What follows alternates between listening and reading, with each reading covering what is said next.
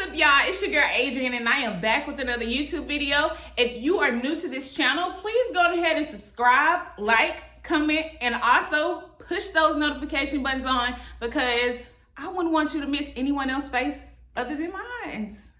But moving into today's video, we're actually going to be discussing, of course, about C. Rich, which is Sha'Carri Richardson, and basically just how an athlete in general, how we are under so much anxiety, stress, the in and outs of what we go through, the high moments, the low moments, just everything. I just feel like as a formal athlete, it was meant for me to make this video, because I know for a fact years from now, I'm definitely going to come back and watch this and be like, you know what, you got a point there. As far as what I have on today, I most definitely came very comfy and cool. This sweatshirt means the absolute most to me because I've been having it for about 8 years now. I received it when I was a freshman in college at McLennan in Waco, Texas. Mr. Austin Ray, listen, I'm gonna just leave his information in the description box below. So you guys can, access his website, his information as far as Facebook, Instagram, so that you guys most definitely can go purchase some merch that's probably above and beyond to the dopest potential that it is now. This was 8 years ago, way before Black businesses was trending back in 2020. So we're talking about 2013 to 2020. He most definitely got heck of fire. But other than that, I'm actually gonna get into the video on, Miss Sha'Carri giving her truly apologies to her fans, family, and also her haters. Check it out. I know what I did. I know what I'm supposed to do. I'm allowed not to do, and I still made that decision. But not making an excuse or looking for any empathy in my case, but just, however, being in that position of my life, finding out something like that, something that I would say is probably one of the biggest things that have impacted me positively and negatively in my life when it comes to dealing with the relationship I have with my mother. So that definitely was a very heavy topic on me, and people don't understand what it's like to have to, or people do. We all have our different struggles. We all have our different things we deal with. But to put on a face, to have to go in front of the world and put on a face and hide my pain, who are you, or who am I to tell you how to cope when you're dealing with a pain, or you're dealing with a struggle that you've never experienced before, or that you've never thought you would have to deal with. Like, who am I to tell you how to cope? Who am I to tell you that you're wrong for hurting? So I think just honestly, just leading up to that, dealing with my mental health, dealing with my mental as is, with leading up to the games, every time stepping on the track, definitely expected to be a record-breaking time or something like that. So just with that, pressure in itself was also just another thing. With this actually been my first full professional career, my first full professional circuit this year due to the pandemic. So just considering all of that put together, long time, my agent, my sponsor, my sponsorship, my family, knowing me dealing with all of this stuff. So, normal interview, and then on the interview to hear that information come from a complete stranger was definitely triggering, was definitely nerve shocking, because it's just like, how are you to tell me that? Like, it's like, and no offense against him at all. He's just doing his job, but definitely that sent me in a state of mind, in a state of emotional panic, if anything. And still knowing that even though I'm here, I still have to go out and put on a performance for my dream, go out there and still compete to what it is. So yes, definitely triggered, and from there just blinded by emotions, blinded by sadness, blinded by just hiding hurt, honestly, for the fact that I know that I can't hide myself. So at least in some type of way, I was just trying to hide my pain. Yeah. Olympic officials, the U.S. track and field, the anti-doping agencies now have a decision before them. Unfortunately, you will not be able to compete in the Olympics in your race, your individual race, 100 meters. But there is a chance. It's a small chance, but there's a chance you could go to the Olympics and take part in the relay. Are you hopeful for that? Is that what you're holding out hope for at this moment? Right now, I'm just putting all of my time and energy into dealing with what I need to deal with to heal myself. So if I'm allowed to receive that blessing, then I'm grateful for it. But if not right now, I'm going to just focus on myself. What would your message be to those who are considering that right now, who are thinking about that, and to your fans, who have fallen in love with you and were so proud of your performance and maybe crushed just as you are in that moment? What would you want to say to them? I would like to say to my fans, to my family, to my sponsorship, to the haters too. I apologize as much as I'm disappointed. I know that when I step on the track, I don't represent myself. I represent a community that has shown me great support, great love. And to y'all, I failed y'all. And so I apologize for the fact that I didn't know how to control my emotions or deal with my emotions during that time. And when I would just leave with my fans, or I would just leave out there, is that, like I tweeted and said yesterday, I'm human. We're human. My statement, what I always say in my interviews, I want to be as transparent as possible with you guys, whether it's good, whether it's bad. But when it comes to Sha'Carri Richardson, it's never been a steroid. It will never be a steroid attached to the name Sha'Carri Richardson. The charge and what the situation was marijuana. I'm not encouraging anybody to do it. I'm not saying, oh, don't do it or anything like that. But if you choose to do things in your personal time or things like that, you just should know or be aware of the consequences, or just know, or just find different ways to just cope or do what it is that will make you feel better. But sitting here, I just say, don't judge me, because I am human. I'm you. I just happen to run a little faster. I understand there's going to be people that still have something to say that don't necessarily understand.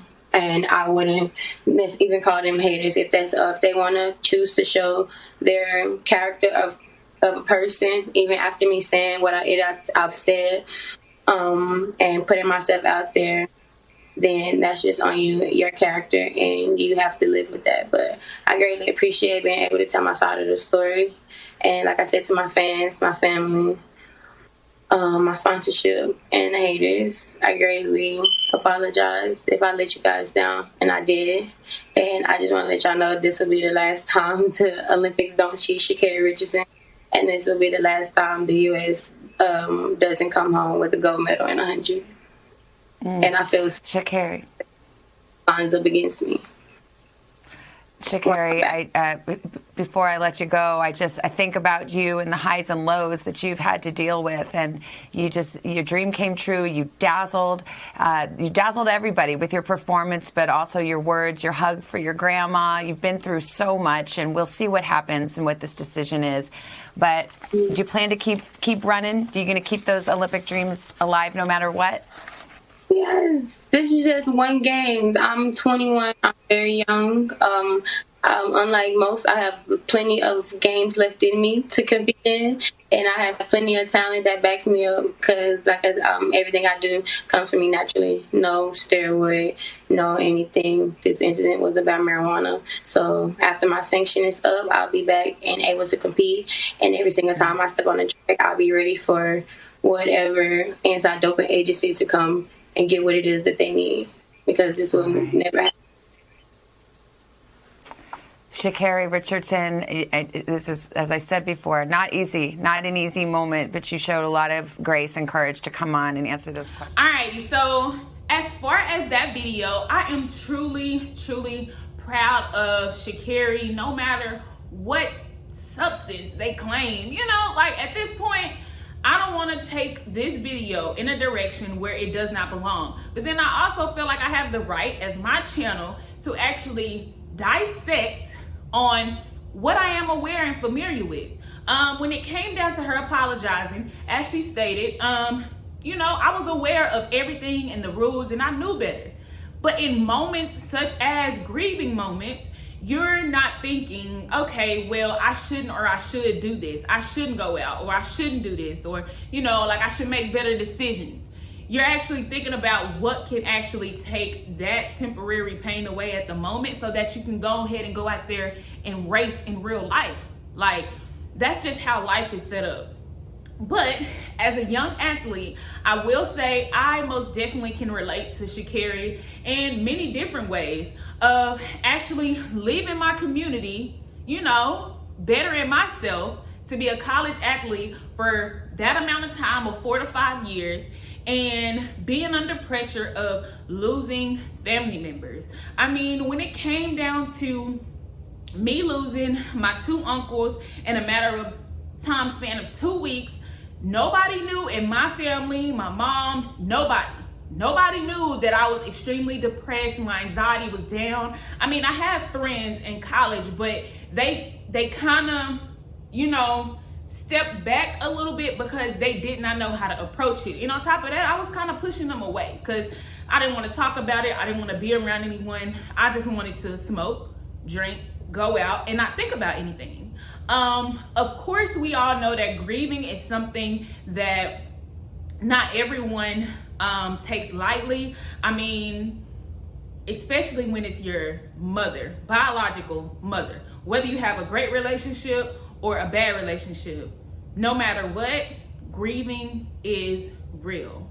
Actually, when it comes to those competitions on making it to, you know, the Final Four or the Olympics or the NCAA tournament, it's really a lot of pressure. Like, you're in practice every single day of your life. You're making really hard decisions on, dang, like I should get faster every day. I should get tougher every day. Like, my mental state should be on 100 every day. Like, everything gotta be 1,000%. No 100, no 2, no 3, 1,000% every single time you step on that court, that field, that track, everywhere. It doesn't matter what it is. As a student athlete, your coach is having it in your mind every practice that you need to be on 100, no matter what.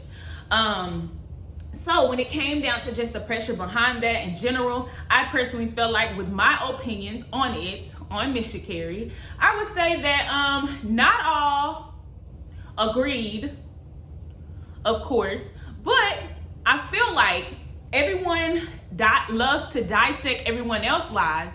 So putting on that poker face, like she stated, and having, you know, those great solid emotions for the world to see, that is something, as a Dallas native, I went to Kimball, she went to Carter, very much so rivals, but we out here in real life now.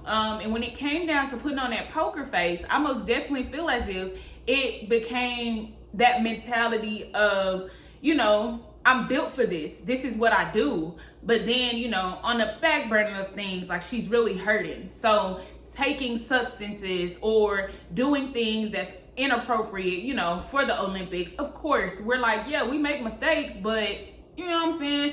She's, like she stated in that video, she's not looking for anybody to empathize with her or sympathize with her.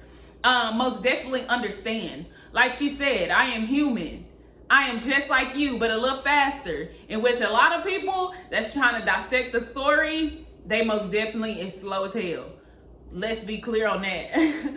But when it comes down to just being that athlete in general, people miss that point of view that you are still human. Like, you are still an athlete, a fast human, a fast young lady that's growing.